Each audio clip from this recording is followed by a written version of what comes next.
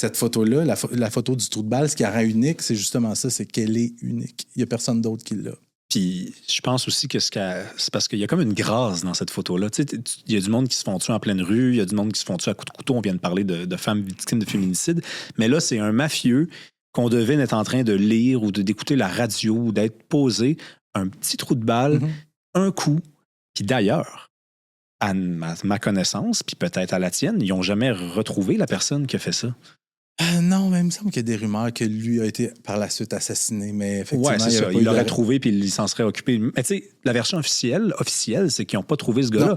Fait que c'est comme la job parfaite. Puis la photo, il y a juste quelque chose de gracieux là-dedans. Ouais, il n'y a pas d'éclat, il n'y a pas de flafla. Puis le soleil placé comme au bon endroit. Tu sais, on parle juste du côté artistique, là, évidemment. Il y a quand même un être humain qui est mort. Tout à fait. Mais côté artistique, tu sais, c'était comme la photo parfaite. La photo parlait d'elle-même. Puis je trouvais ça spécial d'avoir été le seul à prendre cette photo-là, considérant que j'étais une rookie comme photographe à l'époque et que ça avait été couvert par... Il y avait des médias nationaux, il y avait le National Post puis Name It là, qui étaient là.